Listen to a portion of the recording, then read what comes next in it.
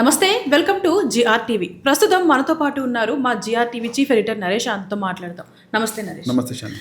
ఇప్పుడు last year పంచాంగం చూసుకుంటే బీఆర్ఎస్ భవన్లో కేసీఆర్ గారు సీఎం అవుతారంటూ చెప్పారు. కాకపోతే ప్రెసిడెంట్ రేవంత్ రెడ్డి గారు ఉన్నారని చెప్పొచ్చు.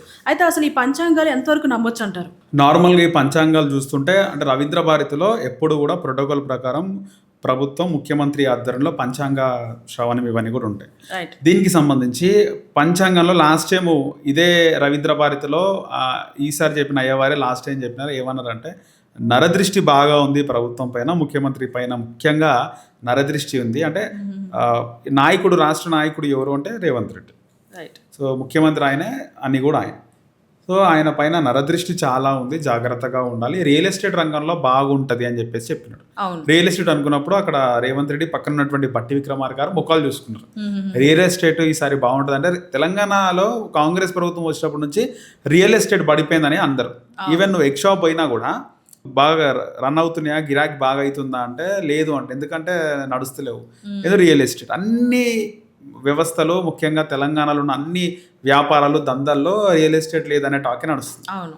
సో ముఖ్యంగా ముఖ్యమంత్రి కానీ, ముఖ్యమంత్రి సమక్షంలో ఎవరైనా చెప్పినా ఉగాది రోజు అసలు ముఖ్యంగా ఎవరైనా కూడా ఉట్టప్పుడు నార్మల్ టైమ్స్లో ఈ బ్రాహ్మణులు, ఈ పంచాంగాలు చెప్పే పంతులు, అయ్యగారుల మాట వినరేమో కానీ ఉగాది రోజు వాడు ఖచ్చితంగా ఏ పర్సన్ అయినా నా జాతకం ఎట్లుంది, నా రాశికి ఎట్లుంది, ఉగాది కొత్త సంవత్సరం అని ఖచ్చితంగా తెలుసుకోవాలని ఆసక్తి ఉంటుంది.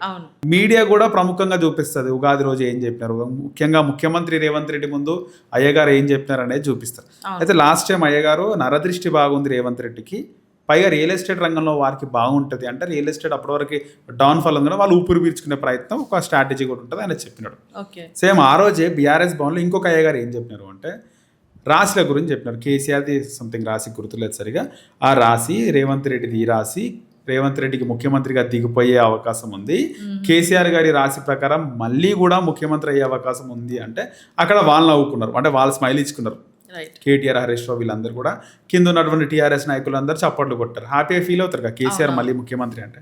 సో అట్లా అయినారు. 1 year అయింది రేవంత్ రెడ్డి ముఖ్యమంత్రిగా దిగిపోలే, కేసీఆర్ ముఖ్యమంత్రిగా అవ్వలేదు.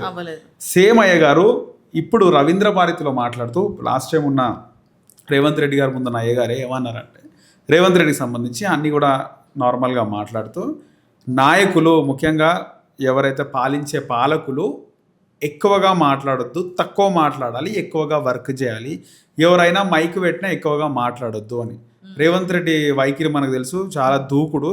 ఎవరన్నా ఏమన్నారు అని మైక్ పెడితే ఖచ్చితంగా వాళ్ళని తిడతాడు, లేకపోతే వాళ్ళకి కౌంటర్ ఇస్తాడు, ఒక సెటరికల్ కౌంటర్ ఇస్తాడు, లేకపోతే నేరుగా తిట్టేస్తాడు, రారా సన్నాసి నా కొడుకు ఆ విధంగా, లేకపోతే కౌంటర్ ఇస్తాడు.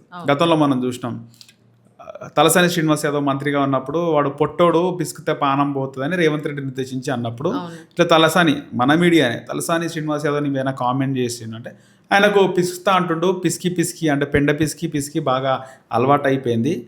అక్కడ మేకల మందలో మేక నమిలినట్టు ఎప్పుడు పాన్ పరాకు నమ్ములుతూనే ఉంటాడు, ఫస్ట్ అది బంద్ చేసుకోమని ఒక సెటరికల్ కామెంట్ చేసింది. అంతకుముందుకు ఒక మంత్రి శ్రీనివాస్ రెడ్డి, మహబూబ్నగర్ మంత్రిని బాగా దూకుడుగా తిట్టిండు. సో ఇలాంటివి ఉంటాయి. మైకు ముందు మైకులు పెట్టినా కూడా తక్కువ మాట్లాడాలి, ఎక్కువ పని చేయాలి అని చెప్పి అయ్యగారు చెప్పడం జరిగింది.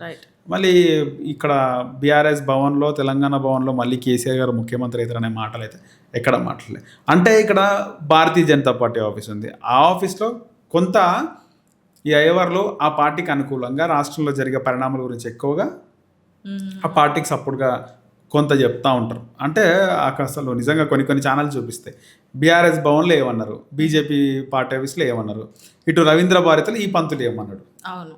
ఎవరు మీడియాలో కొన్ని మీడియా ఛానల్స్ ఏ పార్టీకి ఆ ఛానల్ ఉన్నట్టు, ఏ ఛానల్కి ఆ పార్టీ ఉన్నట్టు, ఇక్కడ ఏ పార్టీకి ఆ పార్టీకి సంబంధించిన అయ్యవారులు ఆ విధంగా సపోర్ట్గా చెప్తారు, వ్యతిరేకంగా అయితే చెప్పలేరు కదా. కాకపోతే ఇక్కడ రేవంత్ రెడ్డి కొంచెం ఆయన అంటే ఉన్నది ఉన్నట్టుగా మాట్లాడినట్టుగా అయ్యవారు మాట్లాడినట్టుగా అయితే అనిపించింది. ఓకే.